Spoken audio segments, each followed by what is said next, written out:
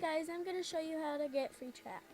There's this parents thing up here, so you click that, and you type in your parents' stuff. And then if you have bubble chat, then you'll have bubble chat. If you have restricted chat, that means you can't do, type stuff that you want. And you click on safe chat, yes, and then you type your parents' first name, and then it's successfully done. And then you log in. I'm fine if you try to buddy me, and you can jamagram me anything, because I don't mind that, because that's just how I am.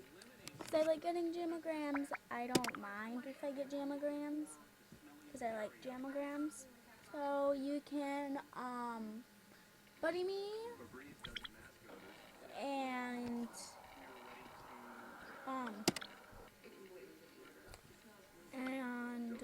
send me jamagrams.